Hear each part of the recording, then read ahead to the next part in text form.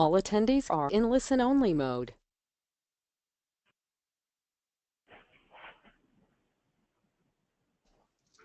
Welcome to today's webinar, Accountability for Alternative Education, Lessons Learned from States and Districts, co-sponsored by the College and Career Readiness Center at AIR, or the CCRS Center, and the American Youth Policy Forum. My name is Jennifer Brown-Lerner, and I'm the Deputy Director of the American Youth Policy Forum, or AYPF, and I'll be serving as the moderator for today's event. For those of you attending your first AYPF event, we're a nonpartisan convener. We bring together policymakers, educators, and researchers to help frame issues, inform policy, and create dialogues about improving education and young people's lives, particularly older, vulnerable youth who face one or more barriers to success. AYPF is honored to be a long-standing partner of the CCRS Center, and I will introduce their director shortly to offer a few words of welcome. But first, a few logistical points. In the event of any technical difficulties, you may dial 1-800-263-6317 to reach GoToWebinar's technical support line. Also, if you happen to lose connectivity during the webinar, please go ahead and log back into the webinar. At any point during the webinar, you are encouraged to type your questions for our presenters into the questions box on your screen. As we have scheduled a number of Q&A breaks throughout the webinar, we'll do our best to answer all your questions, and we'll follow up on any unanswered questions. For the technologically savvy amongst us today, both CCRS Center and AYPF will be live tweeting today's webinar and encourage you to do the same using the hashtag AltEdAccountability. Also, if you don't already, please be sure to follow both at CCRS Center and at AYPF_tweets. Finally, please note that upon the completion of the webinar, the slides and all the resources mentioned today, including the CCRS Center's Ask the Team brief entitled What Can States Learn About College and Career Readiness Accountability Measures from Alternative Education, which this webinar is based upon, will be available on both organizations' websites, www.ccrscenter.org and www.aypf.org. Also, a recording of today's sessions will also be available on our websites approximately 48 hours after the completion of the webinar. So now I'd like to turn the microphone over to Susan Theriot to share a little about the CCRS Center and introduce today's presenters. Thanks, Jennifer. Welcome, everyone. I'm Susan Theriot, the Director of the College and Career Readiness and Success Center, and we're really excited about this presentation and our partnership with AYPF. The center is a federally funded technical assistance center that provides direct TA or technical assistance to state education agencies. It's our aim to build the capacity of state education agencies to implement college and career ready policies.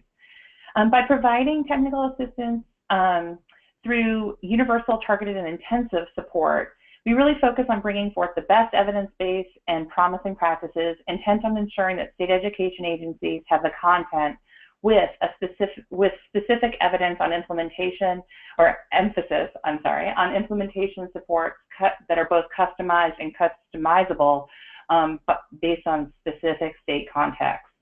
Our priorities are not mutually exclusive, but these do encompass the buckets of work that we focus on, which include career readiness, post-secondary pathways, data use to inform college and career readiness efforts, and finally, supporting states with the planning and implementation of the Every Student Succeeds Act and how to leverage college and career readiness priorities within the federal law and within state plans.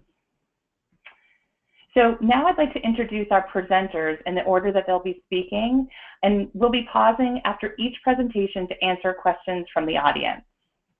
So first, we'll hear from Jennifer DePaoli, who is the Senior Education Advisor at Civic Enterprises. She's a co-author of the annual Building a Grad Nation, as well as other reports and issue briefs in the Grad Nation portfolio. She'll be sharing some of their findings and questions regarding alternative education. Our next presenter will be Jessie Neville, Principal Consultant in the Accountability and Data Analysis Office at the Colorado Department of Education.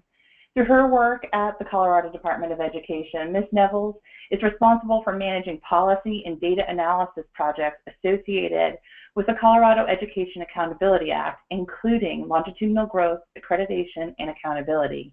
Today, she'll be sharing the Alternative Education Campus Accountability process in Colorado.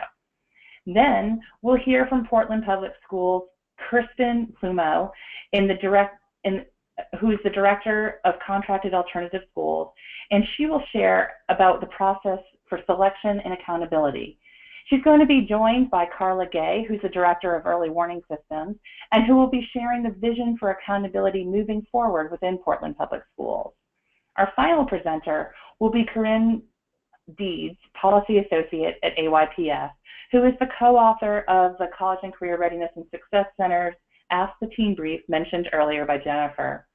Just as a reminder, we will pause after each presentation for questions and hold time at the end of questions for all of our presenters. With that, I'd like to invite Jennifer DePauli to begin. Hi everyone. As Susan said, my name is Jennifer DePauli and I am the Senior Education Advisor at Civic Enterprises. I'm here today to discuss the findings from our 2016 Building a Grad Nation report, the issues we encountered while examining the federal data on alternative high schools, and some of the potential implications for what we found. So to begin with, the Building a Grad Nation report is one part of the Grad Nation campaign and its goal to reach a 90% on-time high school graduation rate by 2020. Grad Nation is made up of 4 key organizations: Civic Enterprises, the Everyone Graduate Center at Johns Hopkins University, America's Promise Alliance, and the Alliance for Excellent Education. In 2010, the Grad Nation campaign set a goal of achieving a 90% 4-year graduation rate by 2020. Some of the reasonings behind why it was a 90% 4-year graduation rate by 2020 is that in 2010, when the goal was set, the graduation rate, which was then measured by the previous graduation rate measured, the average freshman graduation rate, was 78.2%. So raising the rate to 90% by 2020 was considered to be a reasonable and achievable goal in that time frame. Additionally, some may ask, why not 100%? Well, we would love to see 100% of high school students graduate with a high-quality high school diploma, but we know that it is not realistic that all students will graduate in a 4-year time frame, which is what we use. So we allow for some flexibility. You can go ahead to the next slide. So for those of you who have not seen the Building a Grad Nation report, I'm going to provide a brief snippet of some of the things that you would find in it, and then I'll explain what's specifically on this slide. So every year we report out on overall graduation rates at the national level as well as for states, and we also look at the national and state levels at student subgroups as reported by the National Center for Education Statistics. As many of you may know, high school graduation rates have been on the rise in recent years and hit yet another all-time high in 2015 at 83.2%. Unfortunately, we haven't had time to update these maps because the 2015 data was just released. So a lot of this data is 2014 data and doesn't accurately reflect what we're now seeing, but we'll be putting out a new report shortly with the new data. So this map is an example of something we put out in the report every year, and what we wanted to do with this map was show something a little bit different. We're always showing states for what their high school percentage graduation rate is, but we wanted to show what states' path to 90 actually really looks like in terms of the number of students that they actually need to graduate. So in 2014, for example, the nation needed to graduate 284,591 more students to reach the goal. When you look at states, the number of additional graduates needed to reach 90 varies widely.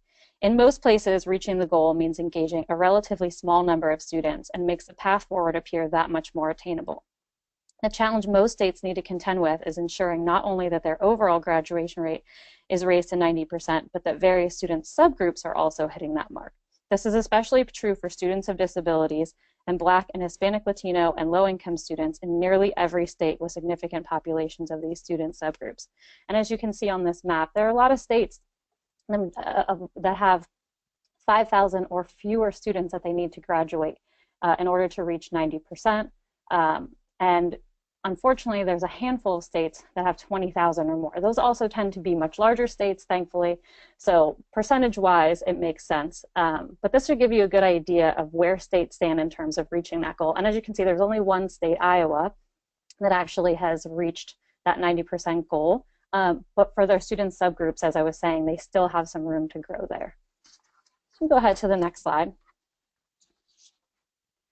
So in our 2016 report, we decided that in addition to the subgroup and state calculations, we would look closer at our nation's low graduation rate high schools. We have in the past looked primarily at large low graduation rate high schools, those with 300 or more students enrolled. But this year, to keep aligned with the new Every Student Succeeds Act, we examined the high schools enrolling 100 or more students with a graduation rate of 67% or less. These are the high schools that, according to the Every Student Succeeds Act, or ESSA, will need to be identified by states and targeted for intervention. And just to give you a little bit more background on Every Student Succeeds Act and what it means for states and in terms of identifying high schools. For all students and student subgroups, states must set long-term goals for the 4-year high school graduation rate and they also must have measurements of interim progress. States may set goals for extended year grad rates, which is something I'll talk about a little bit later, but those goals must be higher. And in terms of looking at these looking at these low graduation rate high schools, at least once every 3 years, states must identify high schools with grad rates at or below 67% for comprehensive, locally determined, evidence-based intervention. Those schools will then have 4 years to meet state-set criteria that would allow them to exit the support. If these schools do not meet these criteria, they would be subjected to more rigorous state-determined interventions. So when we're talking about the targeting for intervention under ESSA, that's what we're looking at. So you can go ahead and move to the next slide. So in this year's report, we wanted to look at where these schools are, first of all. So the number of high schools enrolling 100 students or more and graduating 67% or less of students in each state varies greatly, as you can see, from 1 each in Maine and West Virginia to 203 high schools in Florida and 276 in New York. Also can consider that Florida and New York have a greater number of high schools than either Maine or West Virginia. So what we wanted to do is look at what the percentages were, because that gives us a more accurate indicator of how many high schools in a state are really coming up with, or really hitting this ESSA mark. So the percentage of these schools varies greatly as well. In 2 states, Alaska and New Mexico, low grad rate high schools are 40% or more of all high schools. That's a staggering number. In Florida, it's 30% of high schools. More than a quarter of high schools were low grad rate high schools in Oregon, Colorado, Nevada, Georgia, and Arizona. And with the exception of Delaware, all of the states in which low grad rate high schools make up 20% or more of all high schools have overall grad rates in the 60s and 70s. So once again, this is based on 2014 data. We wouldn't expect that much change for 2015, but you can really see how much of an impact having a high percentage of low grad rate high schools has on the overall graduation rate. Next slide. So when we looked at these low graduation rate high schools, we wanted to identify them by type so that we could better understand what kind of schools will be targeted for intervention. So as you can see, when examining these high schools by the typology that was set by the National Center for Education Statistics, 41% are regular district schools, 28% are alternative schools, 26% charter, 7% are virtual.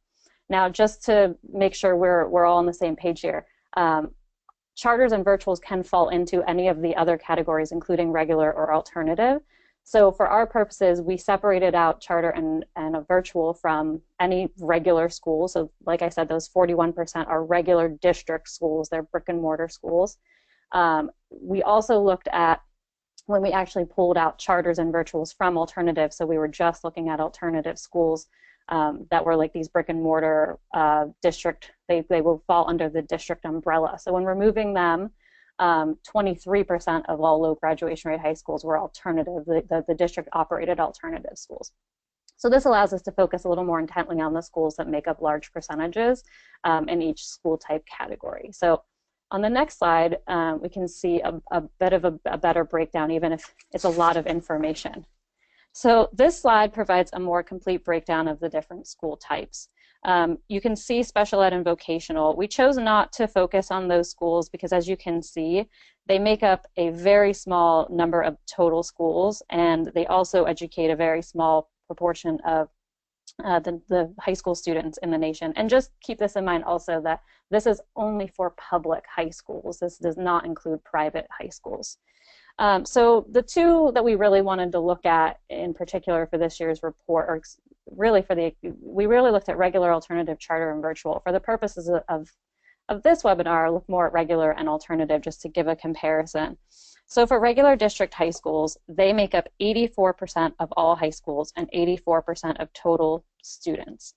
They make up just 41% of low grad rate high schools, though, so you can see that, even though that 41% is a lot, and also they have 79% of the total non-graduates, it's actually less than the percentage of students that they're actually educating and the number of schools that they actually have. And just to keep in mind before I move on to alternative schools, when we are talking about non-graduates, we are not talking about students who did not graduate or students who dropped out. We are simply talking about students who did not graduate in that 4-year time span with their cohort. So moving on to alternative schools then, you can see they make up 5% of the total high schools and 2% of total students, so a pretty small proportion there. But 23% of low grad rate high schools and 7% of the 4-year non-grads. So just disproportionate amount of low grad rate high schools and non-grads, but not something that we wouldn't in some way expect given the 4-year cutoff and the student populations served by alternative schools. And we address this in our report because we believe the mission of alternative schools to educate students who, for a variety of reasons, may need more than what a traditional high school can provide. However, we're concerned that some students are being pushed into alternative schools inappropriately. This is especially salient as alternative high schools enroll a disproportionate percentage of low-income students and students of color. In 2014, 56% of students in alternative schools were low income compared to 48% in regular district high schools, and 60% of students at alternative schools were students of color. These disparities are an issue of serious concern, and it's critical that we monitor them moving forward to ensure alternative schools are not places where students are sent to simply get them off the books. So when we did this analysis, I think that really opened our eyes up to, we want to make sure that these are places where kids can actually go that need additional supports and are not just where other schools they're sending these kids off to simply kind of remove them from the regular setting. So you can go on to the next slide. So this gives you a little bit of an example of some of what we found in terms of where a lot of which states have a lot of low graduation rate high schools that were alternative schools. But as we'll see on the next slide when we go to it, also one of the problems that we ran into when we started to use some of this federal data. So, if you can see, Kentucky and Texas had a really high proportion of their high schools that were alternative schools, that were their low grad rate high schools. I mean, Kentucky, we found 100% of their high schools. And on one hand, that's a good thing because it means that all of their regular district high schools didn't meet the ESSA criteria. On the other hand, it means that a lot of these schools where we're seeing these disproportionate amounts of low-income students and students of color are falling into this category. And I'll explain more about Kentucky and why they're problematic. But as you can see, for some states, when they had these high percentages of high schools that were 67% or less, that were alternative high schools, it had a major effect on their overall ACGR. But in some states, it really didn't matter that much. So something we also will look into further as we continue down this path of looking at these low graduation rate high schools. So go ahead to the next slide. We really wanted to do this because we wanted a better understanding. And unfortunately, what we found is that in a lot of ways, there are big issues with the federal data on these schools. And so I'm going to explain 3 of these reasons and some of their implications, and also some of the things that we would then encourage moving forward. So the first one is the identification of programs versus schools. I mentioned Kentucky on the last slide. So if you think back to it, Kentucky said 100% of their low graduation rate high schools were alternative schools. So in Kentucky, though, at the state level, these schools are actually considered to be programs and not schools. And I know that that is true elsewhere. I'm just using Kentucky as an example. And because they are programs and not individual schools within the state accountability system, their data for accountability purposes gets credited back to a district. Unfortunately, in federal data, that's not how it comes out. So these schools, or these programs, actually start looking like independent schools. So that's a bit of an issue, and we're unsure exactly how to rectify that at the moment. But I think that is something that states and the feds will have to figure out. In terms of implications,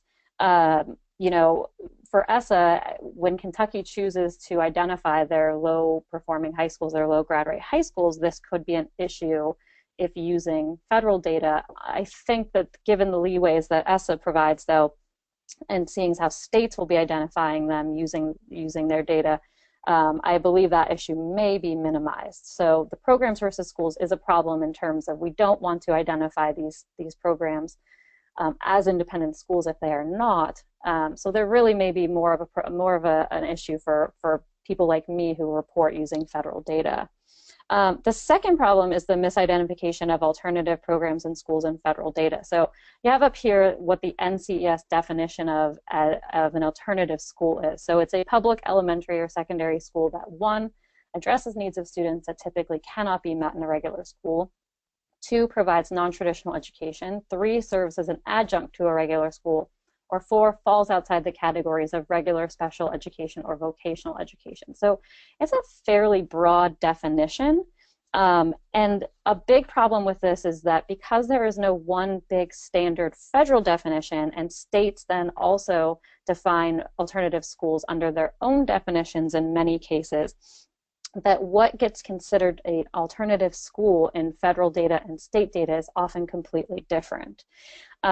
And one of the biggest problems that we have found with this problem is alternative high schools that are geared towards dropout recovery and/or adult education programs seem to be especially problematic.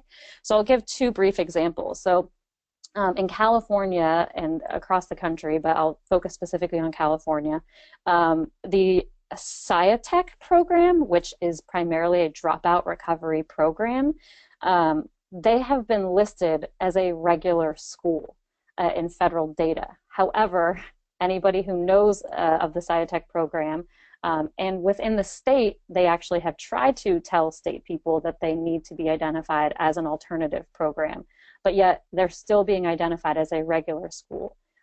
This means that for them, then their graduation rates get reported along with every other high school that really is a 4-year, more traditional type high school.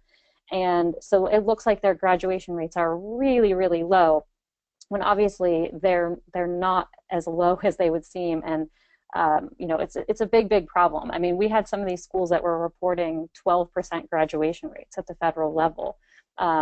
So as you can see, it's a big issue. Another one would be, as I said, adult education programs. So these are programs that aren't even necessarily trying to serve students until they're 18 and then are returning.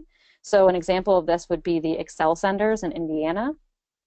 They actually are under their own funding, but in terms of accountability, they report as part of the K-12 system. And so a big problem with that is, once again, similar to the dropout recovery programs, they're being identified in federal data as a regular school.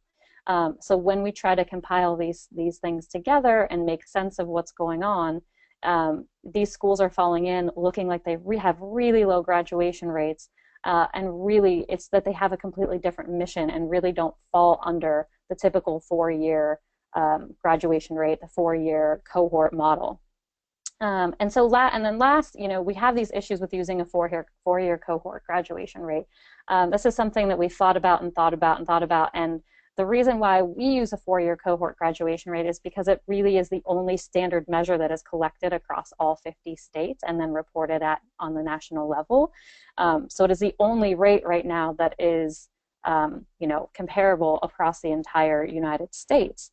And so, this year we wanted to look into more, and especially with alternative schools, the 4-year cohort graduation rate may not be a good fit because some of these students are coming in late or they've left and they're coming back. And so that 4-year rate is really not ideal. And so you can go ahead and flip to the next slide. This year we wanted to look at these extended year graduation rates and what the impact would be. And I will say we looked at extended year graduation rates as reported by states because, as I said, the only data that we could get was from states who actually are already reporting these things. Because the federal government does not report on it. But we wanted to just kind of use those states that had this data available to make an estimate for what we're looking at in terms of these extended year graduation rates. We also wanted to be more inclusive of those students who just take a little more time to graduate or were part of programs that specifically extend beyond 4 years. So if you look and see, you know, 5-year graduation rates were available for 31 states across 73 graduating cohorts over 4 years. So that just simply means that some states only had, you know, 1 year available of the data, some had 4 years, some had in between there. But when we average it all together to see what those 5-year rates looked at, it led to a 3% increase in overall graduation rates. And we imagine that's because it caught a lot of students who either, like I said, took a little bit longer, or were students in alternative programs and got their degrees a little bit later than they would have originally. When we moved on to 6-year graduation rates, they weren't as available for as many states. There are only 13 states that are reporting 6-year. But 6-year grad rates showed an average gain of 1%. So, you know, 5 years we definitely want to see, because we're going to see that increase. We're going to include more students. 6-year rates would give us even a little bit more of a bump. And when you factor in 5 and 6-year graduation rates, the national graduation rate would be closer to 86 to 87. And for us, it's not about putting us that much closer to the 90% goal. It's about really being inclusive of all students when we're counting who is graduating in this country. And so we would encourage all states, as I said before, under ESSA, 4-year rates are what states have to set, but they can also set 5 and 6-year grad rates. And we would really encourage states to do these start reporting on 5 and 6-year graduation rates and reporting them out, because we think it will give a more accurate picture of what's going on in terms of high school graduation in this country. And with that, I will turn it over to our moderator. Well, thanks so much, Jennifer. This was a really great overview. And just a reminder to our audience to keep sending your questions in. Folks did have many questions about the data, which we will happily follow up with, but I'm just going to pause here for one quick question. You mentioned that the number is 31 states currently have 5-year graduation rates available. Is that information available in the Building Grad Nation report, or where can you figure out which states have and do not have 5 and 6-year graduation rates? That is a very good question. It is in the Building a Grad Nation report this year. And also, if anybody wants it and doesn't, but it is fully in there. All the states are in there, but I'm more than happy to send people that data if they would like. They can email me and I will let them have it. But they can find the Building a Grad Nation report on our website, civicenterprises.net, and they can find it on gradnation.org, and that is in there. Perfect, and I did send the link out to the entire audience as well. So for the sake of time, we're going to keep moving, but we're happy to circle back to Jennifer when we have some questions for her as well. So I'd like to turn the microphone over to Jessica Neville in Colorado. Jessica? Hi, thanks for having me today. My name is Jessica Neville. I'm in the Accountability and Data Analysis Department here at the Colorado Department of Education. I'm going to start by giving a quick background just on what alternative education looks like in Colorado. Then I'm going to talk a little bit about accountability and some next steps that we have here for our alternative schools here in Colorado. Next slide, please. So quickly, just to give some background, in Colorado, we have schools which we call alternative education campuses, or call them AECs for short. So you'll be hearing that acronym for a little bit today. And these are schools that serve primarily high-risk students. And on the next slide, I'll describe exactly what we mean by high-risk students here in Colorado. As of 2014, we had 84 AECs, which served just over 16,000 students. And AECs are outlined in our state statute, and they're quickly summarized at the bottom of this slide. So schools that have a specialized mission and serve a special needs or at-risk population, schools that have non-traditional methods of instruction delivery, schools that serve students who have severe limitations, or schools that are serving a student population in which more than 90% of the students have an individualized education program, an IEP for short, or meet the definition of a high-risk student. Next slide, please. So what do we mean by high risk? So high-risk students are outlined, the definition of a high-risk student, I should say, is outlined in our current state statute. And one of the 15 indicators listed on this slide would qualify a student to be considered high risk, again, according to our state statute. So you can see the various different what we call indicators or traits that a child or student may have that would qualify them and consider them to be high risk. for qualification for attending an alternative education campus. So you can see they vary from some more socio-emotional characteristics or some more school academic characteristics such as overage and undercredited, or some things around like suspensions and dropouts. So here's just a list of some of those indicators. Next slide, please. So just to give a little bit of a background of where we are, how we got to where we are today in Colorado, I'll just quickly go through a little bit of our timeline for alternative education campuses. So way back in 2002, the state statute was created and administered around establishing a definition of AECs in Colorado. Jumping forward a little bit to 2008, we established a basic framework for alternative education campuses. So thinking about how we'd measure success of those alternative education campuses. Going forward to 2009, it was determined through our Education Accountability Act here in Colorado that AECs were no longer exempt from accountability. So although we had some measures for accountability for them before, they were exempt from our accountability system until 2009. In 2010, we created the School Performance Framework for Alternative Education Campuses, which included the various measures that you see there right on the screen. These were created for all schools, for what we call traditional schools, elementary, middle, and high schools, and school districts, as well as alternative education campuses, which have a slightly different framework, which I'll get into a little bit later in this presentation. In 2011, we decided that alternative education campuses would be allowed to include optional measures in their school performance framework in addition to the state required measures. We did this knowing that there are special considerations that alternative education campuses would have in terms of the different population, the high-risk population specifically that they serve compared to traditional schools.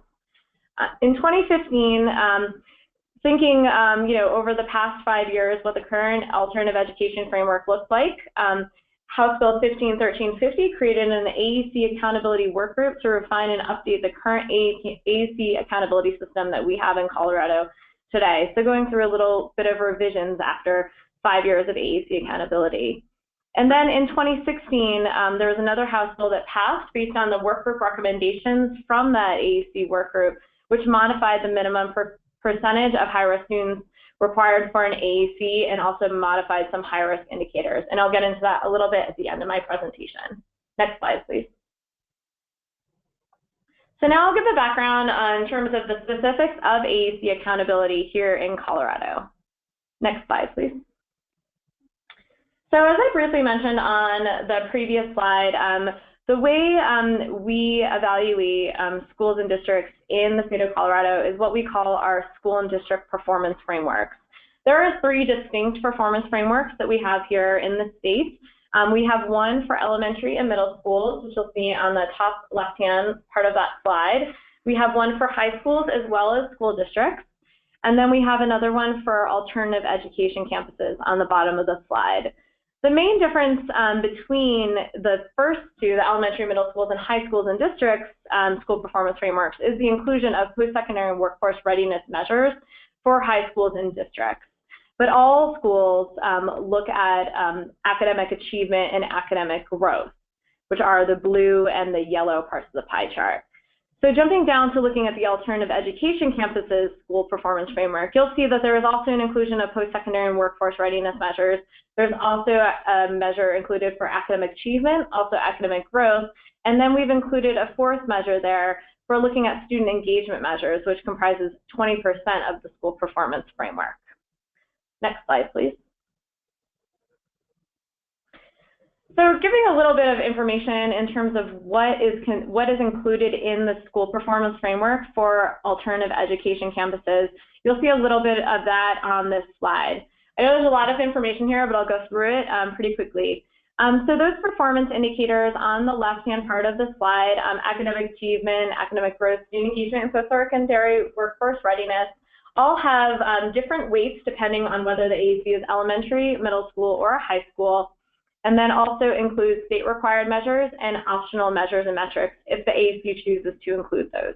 The state required measures and metrics on the center part of the slide, you'll see are the CMAS PARCC exam, which is our state assessment here in Colorado for both traditional and alternative education campuses. Those are included there for academic achievement and academic growth. For student engagement, the state required measures are attendance rate and truancy rate. For post-secondary and workforce readiness, we look at completion rate instead of graduation rate because completion rate for alternative education campuses also includes GEDs, or the high school exit exam, and then, or equivalency exam, excuse me, and then also look at dropout rate and Colorado ACT. For completion rate, it's important to note that we use the best of the 4, 5, 6, or 7-year rate. So whatever the best rate is there is considered the official rate for accountability purposes for AACs. Looking at the optional measures and metrics, for the first two boxes there for achievement and growth, we allow alternative education campuses to submit their local assessment data to us in whatever local assessment they choose, and then we put a few examples up there on the screen for you. And then for student engagement, we look at student re-engagement measures, returning student rates, socio-emotional psychological adjustment rates. And then for post-secondary and workforce readiness, more optional measures are looking at credit course completion rate, workforce readiness measures, post-completion success, successful transition, and then they may also be able to include graduation rate. Next slide, please. So thinking about the flexibility of alternative education campus school performance frameworks, we often get the question is, well, how popular is the use of those optional measures or additional measures to include in the framework? Being that they kind of have, the set framework with the state required measures, but they can also choose to put in those optional measures. So looking at the right-hand side of the slide, you'll see the total percentage of AAC schools that submitted optional measures.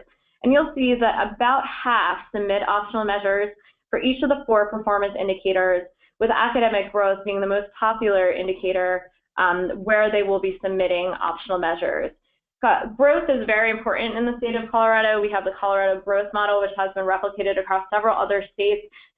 That would be my understanding or best guesstimate as to why academic growth is the measure where we get the most amount of optional measures that are submitted there. But you can see the other rates across the screen here in terms of who is submitting optional measures and who's just using the state required measures and metrics. For schools that are only using the state required measures and metrics, there could be a variety of reasons why they're not submitting anything additional to us. Many of it could be school size, as well as personnel, or if they don't have any optional measures or metrics to put forward at that point. Next slide, please. So talking a little bit about accountability here in Colorado, schools receive a rating on each of the performance indicators, as you'll see there outlined at the top part of the slide, whether they're exceeding state expectations, meeting state expectations, approaching state expectations, or not meeting state expectations. All of those ratings roll up to an overall evaluation of the school's performance, which determines what we consider the school plan type rating. So there are 4 ratings that schools would get: performance, improvement, priority improvement, and turnaround. So under our current Colorado Education Accountability Act, if a public school receives a priority improvement or turnaround plan for 5 consecutive years, the state board must recommend the public school district take one of several actions specified in state statute. So that could be charter conversion, that could be closure. There could be a variety of different options for the particular school if they are on priority improvement or turnaround for 5 consecutive years. Next slide, please. So breaking down how this looks for AEC accountability, given the current accountability system that we have here in Colorado. AECs in Colorado are measured similarly to traditional schools, but the weightings are lower to take into account the high-risk populations served. So without allowing those additional measures that I talked about previously and the revised cut points for those measures, 86% of our AECs would be on priority improvement or turnaround and subject to those sanctions I just mentioned. But now only 24% are, given the current AEC framework that we have. So AECs in Colorado are gradually improving over time. In 2011, 39% of AECs were on priority improvement or turnaround, and now in 2014, only 24% were. However, AECs only constitute 5% of total schools in Colorado. Of the 190 schools on priority improvement or turnaround plans, However, they are slightly overrepresented with schools in priority improvement or turnaround, representing 11% of all total schools in priority improvement and turnaround. Next slide, please. So now I'll just give a quick update on just some changes that we had recently with alternative education campuses here in Colorado based on recommendations from the accountability work group. Next slide, please. So the purpose and charge for the alternative education accountability work group is listed here on this slide. This is directly pulled from the recommendation that came through to us here. And that is essentially to look at the performance indicators that are used on the school performance framework for AACs and to make some revisions that would go to the Commissioner of the State Department of Education, the education committees of the House and the representatives in the Senate, and the State Board of Education. So we put together a report for them, and that was delivered to them on December 1st of last year. Next slide, please. So the work group participants consisted from various different departments or districts or schools or community members or organizations across the state of Colorado. So you'll see on this pyramid here just specifically who is included in this AEC work group. So we had here the State Department of Education, including myself and some other representatives here at the department. So the Accountability Office, the Dropout Prevention Student Re-Engagement Office were included in this work group. As well as from districts, we had a large district, a small district, and then our Charter School Institute here in Colorado. We had several schools participate in the work group, some that had specialized programming specifically around dropout re-engagement, concurrent enrollment, online schools. We had a charter school, we had an IEP school, 100% IEP students attend that school, a part-time school, and then lastly, also a school that serves students who primarily are overage and undercredited who have been falling behind in terms of the credits they need for graduation. And then additionally, we included community members and organizations, parents, and students into this work group. And there were about 20 members included in this work group. Next slide, please. So what was the charge of the work group? We're looking specifically at qualitative and quantitative measures in the school performance framework. Also looking at those measure-specific cut points that I was talking about earlier, just around looking at the way we measure AEC cut points specifically. Also the current weighting system for those measures. Also investigating a comparison group to compare high-risk students across schools, so not just looking at high-risk students within alternative education campuses, but across traditional schools as well, where high-risk students, of course, may be attending. And then also considering the 95% high-risk threshold as an alternative education campus and some of those student groups included. Next slide, please. So one of the tasks that we had to look at is how we can make these changes given the charge of the work group. And there were 3 buckets that we were looking at, and changes needed to be made either in state statute, in board rule, or through directly the Colorado Department of Education policy. So the majority of those changes we could handle here directly at the State Department of Education, but 2 of them specifically around qualitative and quantitative measures, as well as the threshold for alternative education campuses, we needed to go directly either to the State Board of Education or to the legislature here in Colorado. Next slide, please. So lastly, I'll just give a quick rundown of the recommendations of the AEC work group and kind of what the success rate and failure rate was of those measures.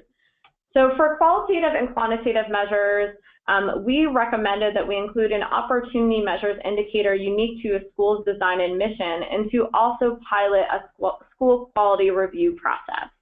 Unfortunately, that one has not gone through yet. That is one that needed to go directly to the State Board of Education here in Colorado, and they did listen and review those recommendations, but have not made an action as of yet.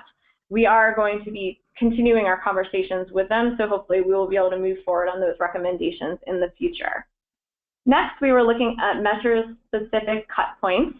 So proposing a process for determining AEC-appropriate cut points around those AEC measures, as well as creating guidance on how all those measures are developed for AECs. That one was mixed. We were able to go through a process and propose a process, but weren't able to create guidance just because that measure required specific funding.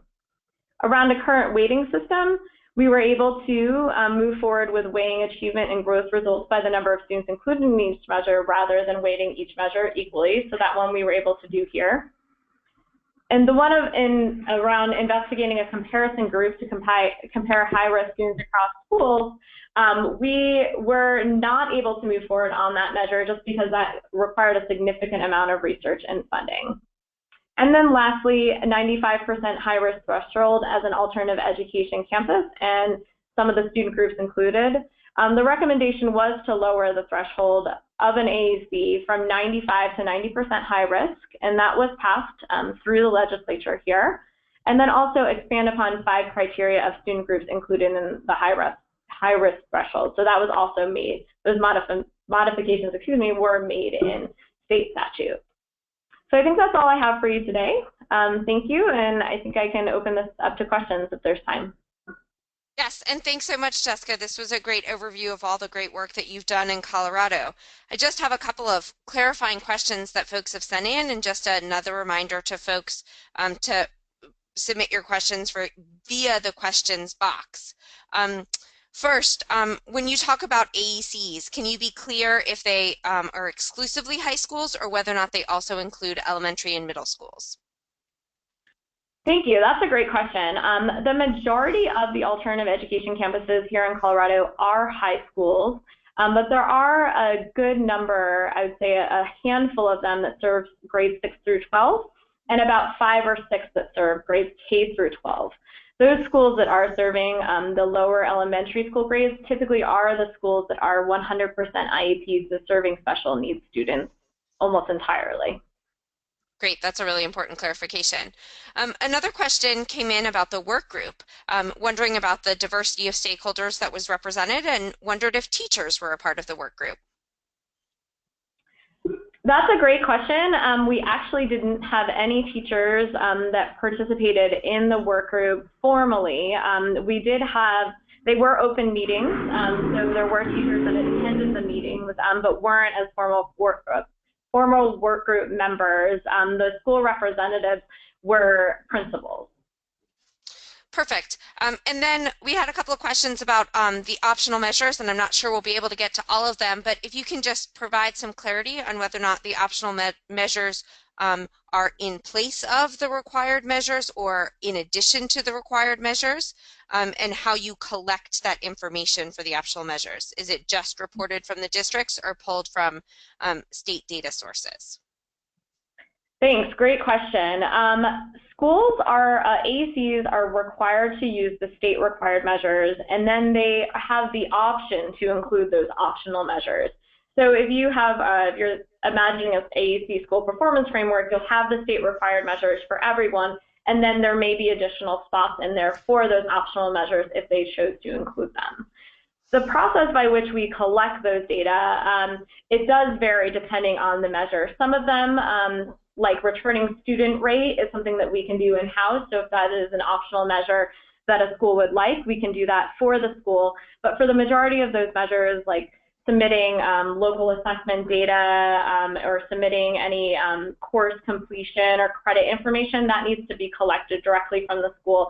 And we have a process that we do every summer for every alternative education campus where they are given the opportunity to fill out a form with that information and send it back to us, and then we go through a process of verifying that information with the school. Great. And I know there's some more questions that have come in, and I'm going to remind our audience that we will do our best to get to all of your questions, but right now we're going to transition to our presenters from Portland, and so I'm going to turn the microphone over to them.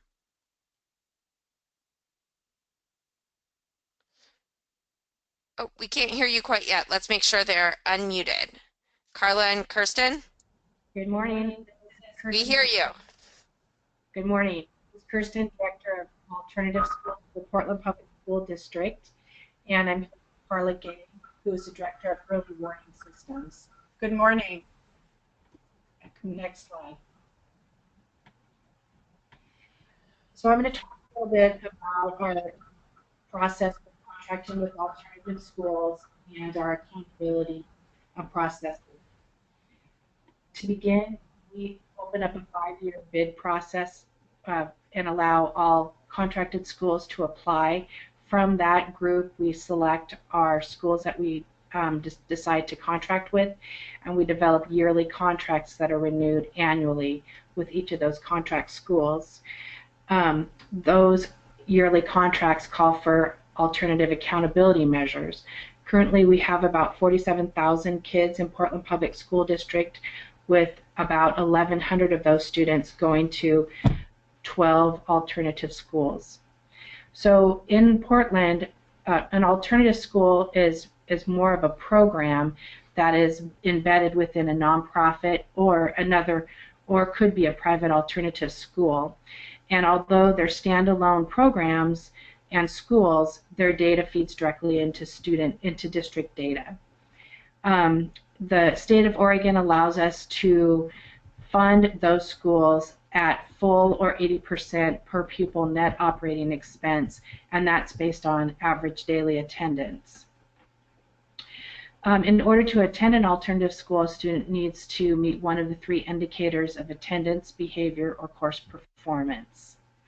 Next slide.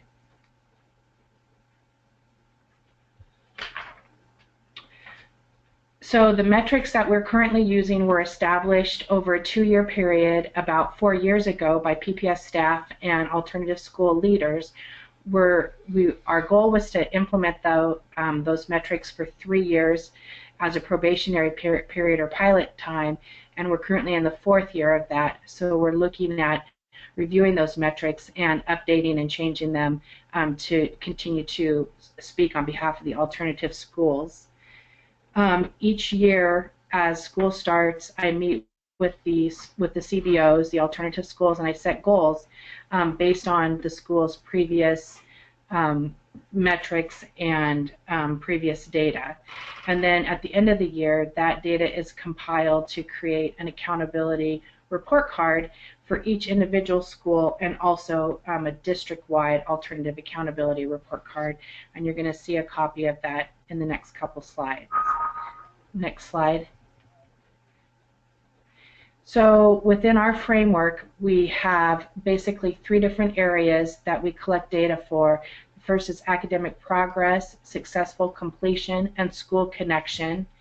The large stake metrics are those of skill growth, our 1-year high school graduation rate, and average daily attendance. Next slide.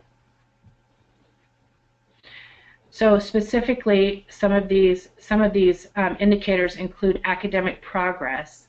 So we use MAP or CASAS to measure the percentage of students who meet or exceed academic growth in reading and math each year by pre-test and post-test.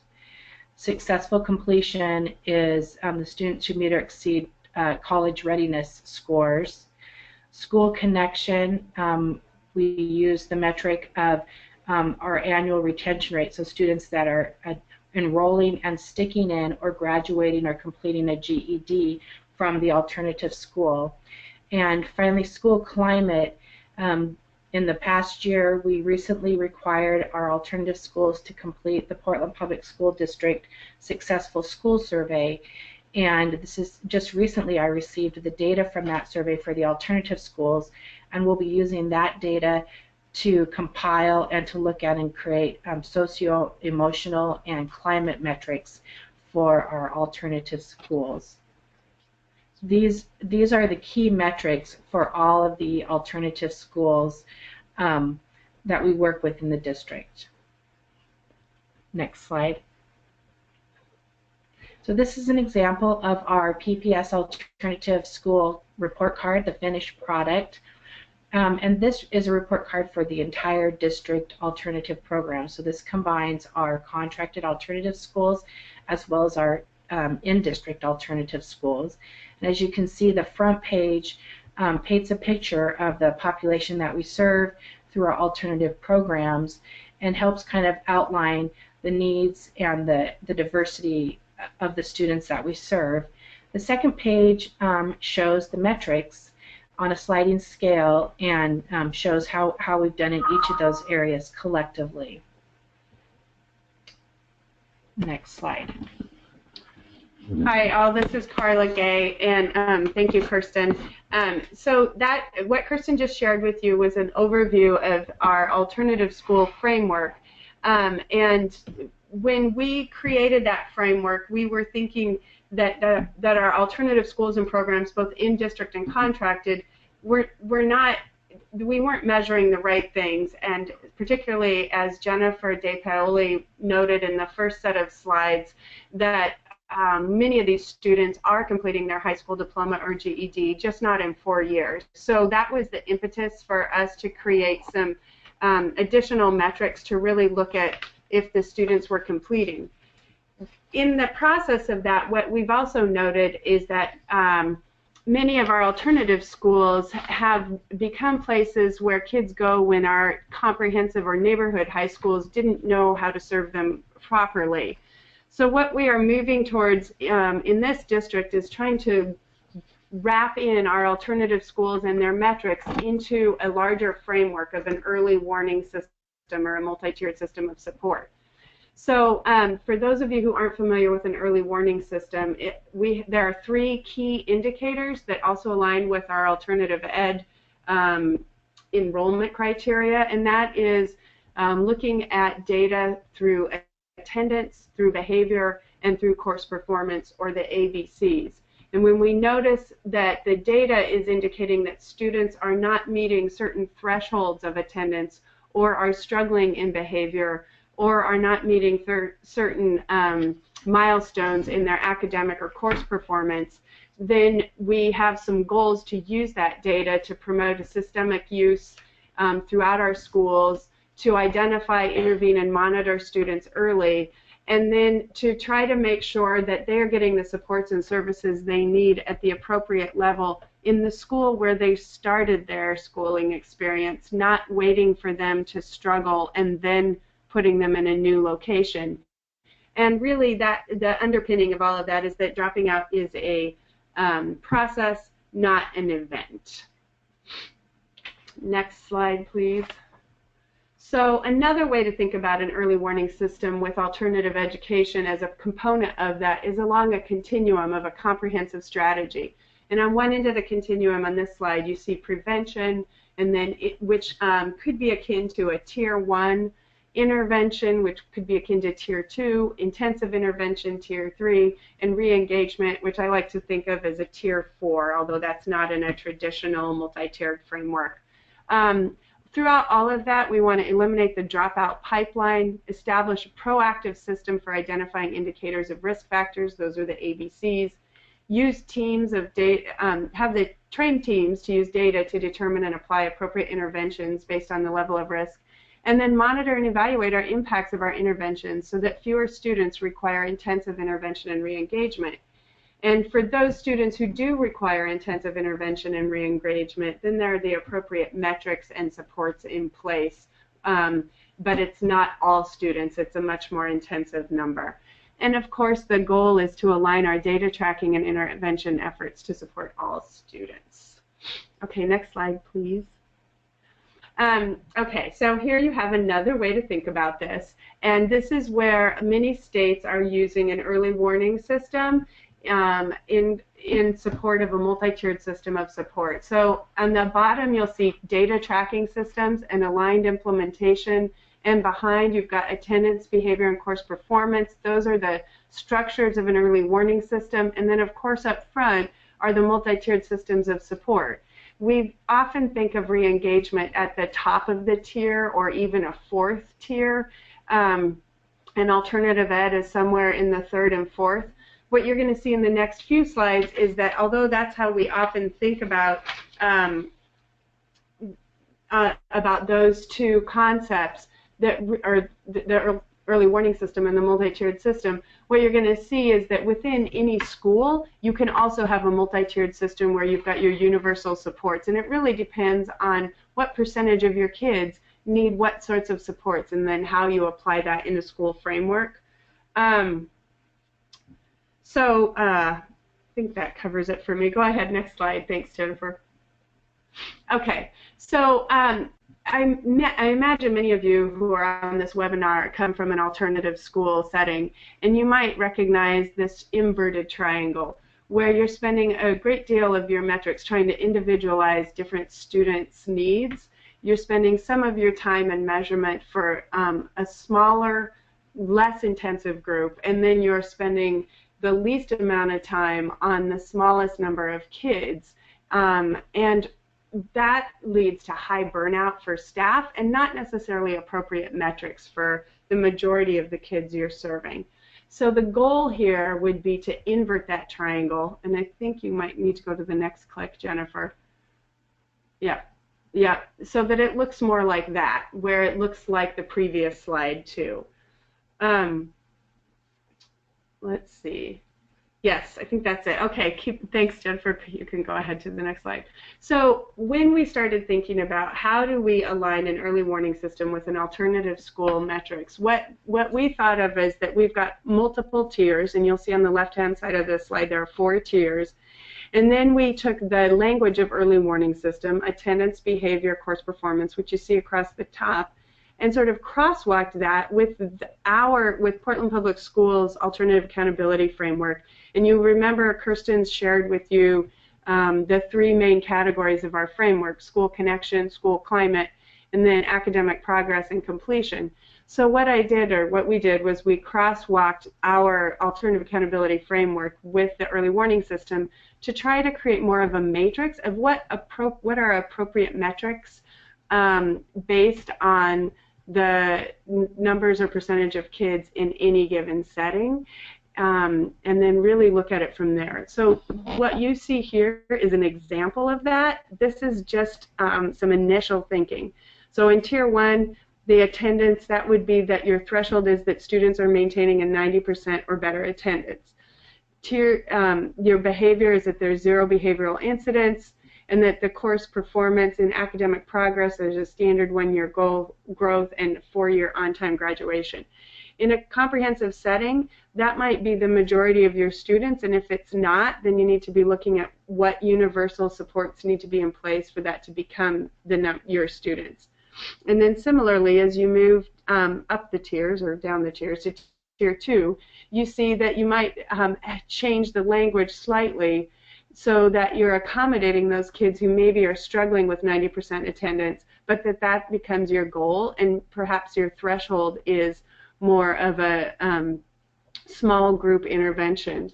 Same with kids who have behavioral incidents or exclusionary discipline, and then the academic growth, they might be behind in credit, so you want to accelerate credit attainment. And then a successful completion may be a 4 or 5-year graduation rate. And then you can kind of carry it on from there. When you get to Tier 4, you're really looking at an alternative setting where we might be considering 5 to 8 years of high school diploma or equivalent, accelerated growth in credits and skills, improved self-management and lack of behavioral or discipline referrals, and improved attendance from prior school. So that's how you start to differentiate it, but keep it all within the same framework rather than isolating alternative ed as something totally different. It's actually conceptually a part of the same system. And I think that's really the main piece that we have now, and we're open to questions at this point. Well, thanks so much, guys. This is a really great presentation, and it's very clear that you've been thinking strategically about how to build a comprehensive system in Portland. Of course, and maybe this is a little too early to answer right now, but one question that has come in is what this might look like in Portland or the state of Oregon as you move to an accountability system under ESSA. And I don't know if that's something that you guys can answer or might be willing to share some of the initial conversations you're having in your state. Well, some of the initial conversations have been looking at a 5-year cohort graduation rate as a component of this. There's, I think that what is happening in Colorado, where there's required metrics and then there's some optional metrics, would be another way to think about this. But how this translates to what's being talked about in the state, I'm actually going to let Karina Wolf answer that. She sat on an ESSA work group, and they're currently considering the proposal that we'll be putting forward from our state. So we're hoping that at least some of this work might be carried through in that proposal. Hi, good afternoon. This is Karina Wolf. With regard to ESSA in Oregon, it's still in draft form, clearly, and so the initial statewide work group on accountability met over the course of the spring of 2016, and was some of the things that we presented as a shared request around the state of Oregon was to look at GED completion and to look at 5-year and extended year rates. So the request was actually made to look at further than 5 years, to also look like Jennifer had talked earlier about the 6-year rates, as well as a variety of extended year rates. We also requested that we look at re-engagement rate, and I think that that's something that we've had a great dialogue and discussion about, and have not, and are kind of chewing on that now as far as what would that look like, how would the data work if the same student, for instance, was unenrolled multiple times in the same year. So there's a variety of conversations that are taking place. I think one of the things that we will see, that I'm really hopeful that we will see in Oregon, is further identification of the needs of kids in alternative education reflected in extended year rates. So right now we certainly have 4- and 5-year rates and are looking at going further. Great. And Karina, can you just explain a little bit more about what a re-engagement rate is? Folks had needed some clarification on what that might look like. Part of the discussion, again, this has not been finalized, but part of the discussion in the work group is often the real life experience for principals in comprehensive high schools is very focused on, and there's a lot of pressure around students who are in those environments to maintain and do well with regard to the 4-year graduation rate. If we also are really shifting the dialogue, or working to shift the dialogue to a more, where really it's every student by name, and how do we get to an overall rate, like you shared earlier in the Grad Nation report around 5-year and 6-year, getting up closer to that 90 over time, and really looking at students versus the outcome, the long-term outcome for students versus solely the 4-year grad rate. So, so part of what people want to look at is how would we shift our system to incentivize even comprehensive high school principals and comprehensive staff to really hold on to students that they could. So rather than when, as Carla described, when kids get up to a tier 3 or tier 4, tier 2, tier 3, how could we better support as a system comprehensive schools to hold on to their students? Does that make sense? So it's not just kind of then when you send kids to alternative education and we do dropout recovery solely kind of as a tail end instead of earlier in the process.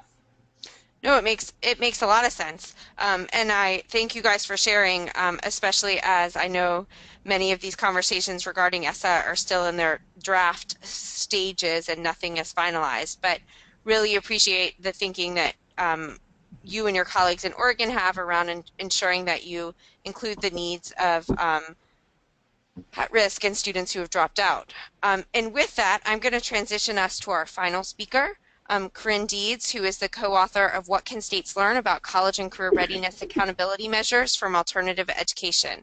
Corinne? Thanks, Jennifer. So as Jennifer mentioned, my name is Corinne Deeds, and I'm a policy associate at AYPF. And in my time today, I'll be sharing some lessons and recommendations from our newest brief with the College and Career Readiness and Success Center called What Can States Learn About College and Career Readiness Accountability Measures from Alternative Education. So we can go to the next slide. Thanks.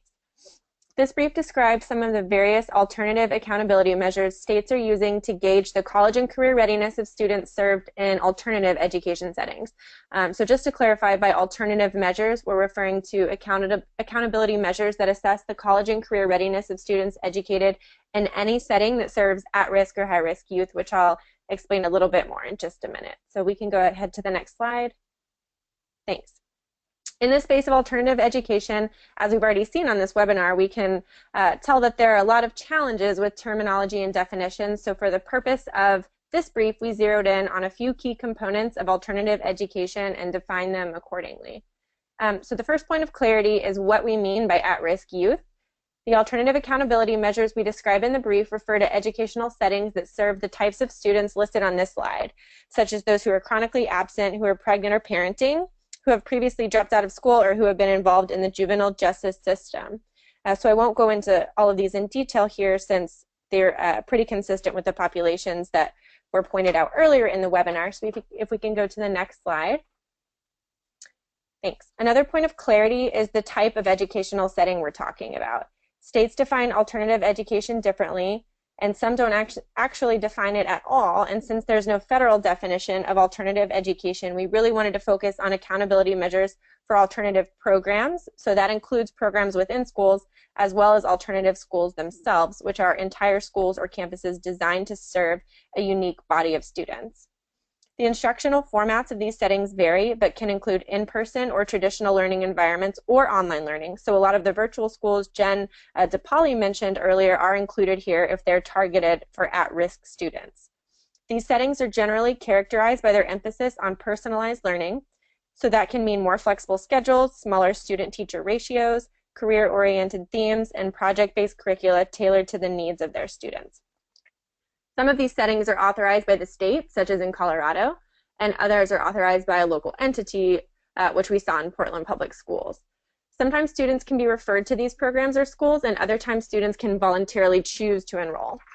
I'll also add here that some states have created separate accountability systems for alternative settings based on their own state's definition of alternative education, and others have created flexible measures within their traditional accountability systems to account for the needs of students served in alternative settings.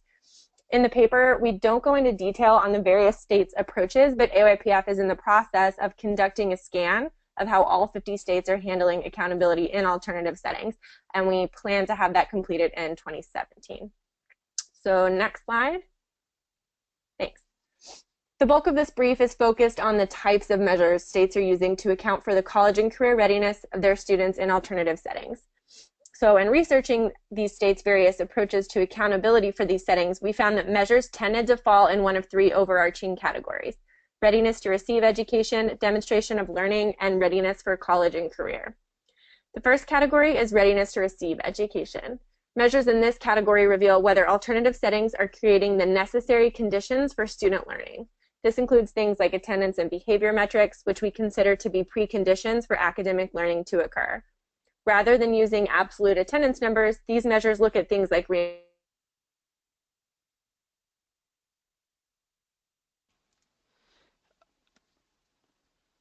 Corinne, I think we lost you for a minute.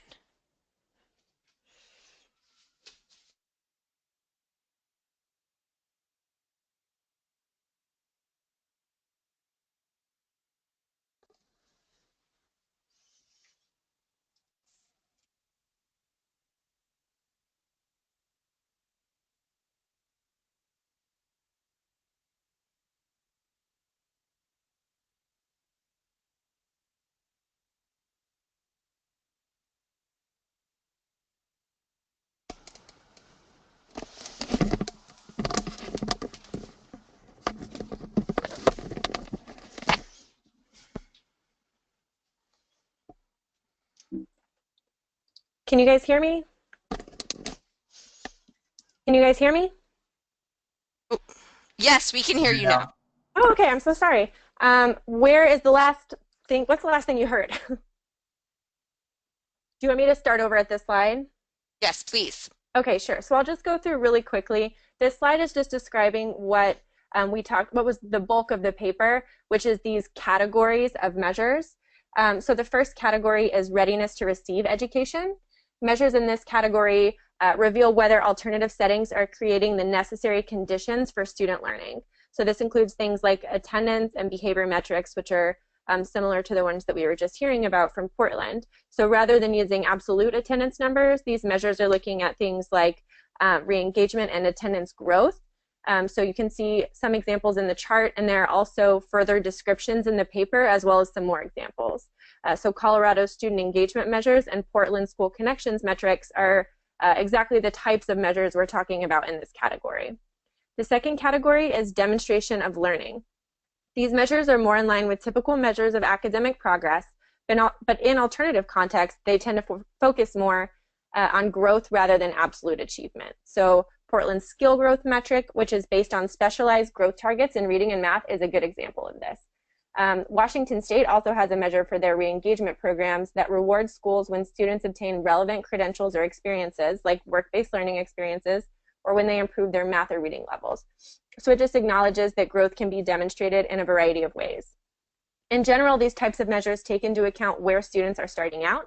It's a way of meeting students where they are while still making sure they're making progress academically by providing multiple opportunities to demonstrate growth. And finally, the third category is readiness for college and career. These measures give insight into whether students in alternative education settings have gained the knowledge and skills necessary for post-high school success, such as measures of completion, credentials, and certifications.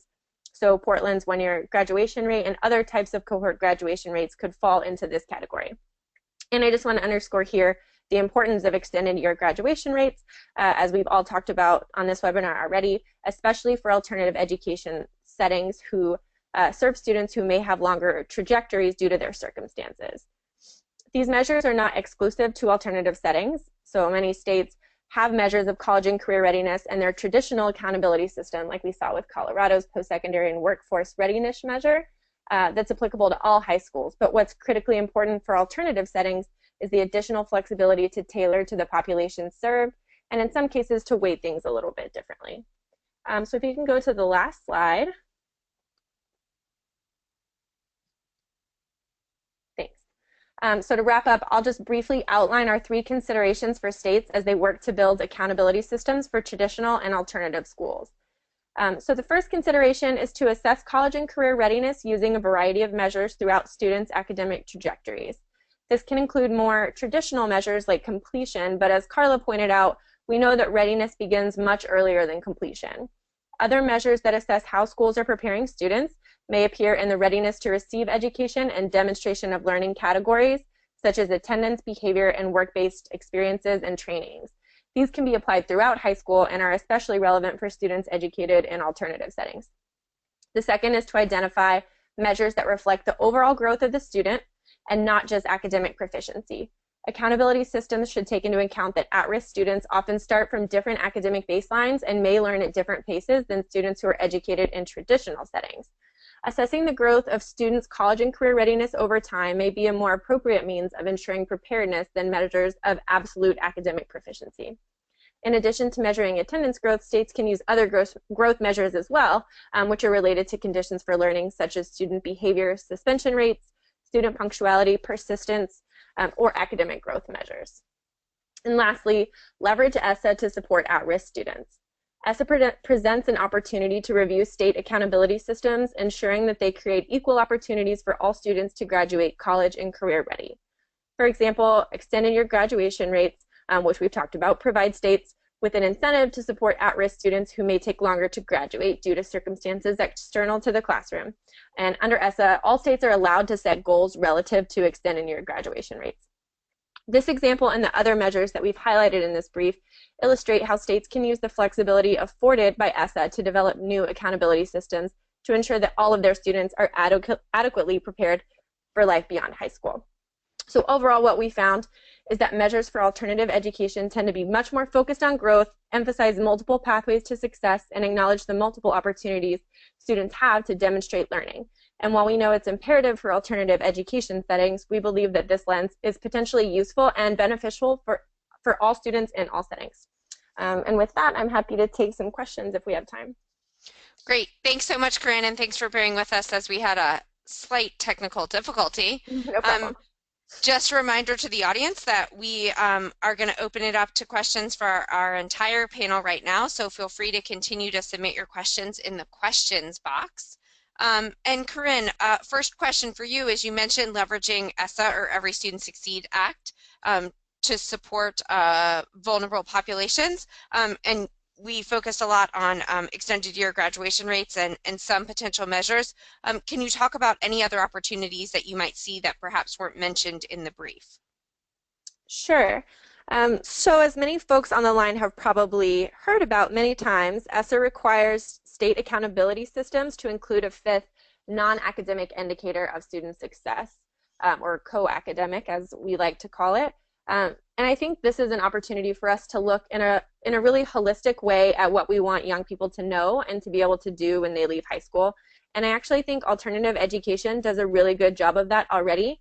And it's kind of what it's designed to do. And I think some of the measures we've talked about in this webinar are really good examples of the kind of non-academic priorities that have been a focus of the alternative education space for a while, such as student growth, school climate, and even social and emotional learning. And whether or not SEL is used as an actual indicator, I still think that states have an opportunity to look to alternative settings to leverage their expertise and include them in the process of collaborative stakeholder engagement, which is mentioned under the law. So this is really just an opportunity to better support all kids and make sure we're bringing the voices of those working with at-risk youth to the table. And I think there are some valuable lessons learned for all kids as well. And I'll just reference another brief that recently came out by the College and Career Readiness and Success Center called Leveraging the Every Student Succeeds Act to Support State Visions for College and Career Readiness. And I think they do a really good job of describing this well-rounded education concept in that paper. Great, thanks so much. I want to actually ask a version of that question to our other panelists on the line. Jessica, is Colorado considering any of the optional measures that you've been using for AECs in its development of its new accountability system? And then I'd love to hear from the team in Portland as well.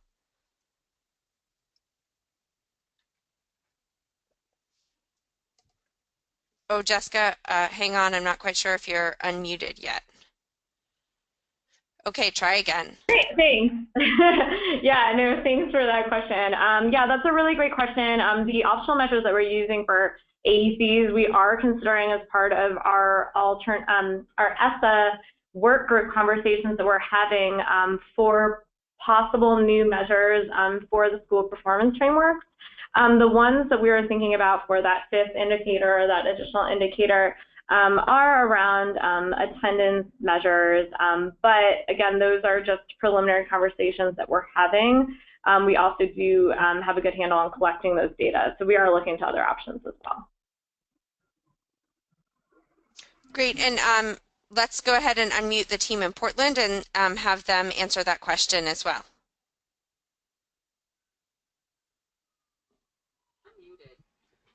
Hi there. Can you just restate the question really quick so that we can all be tracking it at the same time? Sure. Just wondering if and how any of the measures that you've been using for alternative settings might be part of the conversation around the optional, the fifth indicator, or the non-academic indicator that you're considering for your general accountability system under ESSA. So Portland Public School District has a survey called Successful School Survey that that delves into some of those socio-emotional and climate type questions for students. And last year, the majority of the alternative school students took that survey. This coming year, we have a goal that all the students will take that survey, but we got some great data back from that Successful School Survey, and I'll be working with the alternative school leaders to kind of vet that and to take a look at which of that information is going to be relevant and which can be used as a metrics to kind of give some of that socio-emotional and climate kind of survey information that we need to add to our report card. Great, guys. Thanks so much for sharing. And for those of you on the line, you can see I have put up the contact information for today's presenters. We encourage you to reach out to them if you have any other questions. I see we're creeping up on the time that we have allotted, so I actually am going to move us to the final slide and thank everyone on the webinar today, especially our presenters. I think they did a fabulous job of outlining the information that we have. And the questions that still remain, as well as the opportunity, particularly now under Every Student Succeeds, to support at-risk and vulnerable populations. Just as a reminder to our audience, please know that both the slide deck, the materials referenced today, and a recording of this webinar will be available on both our websites, AYPF and the CCRS Center. So thank you for joining us, and we look forward to seeing you at our next webinar. Thank you. Thank you. Thanks, Jessica.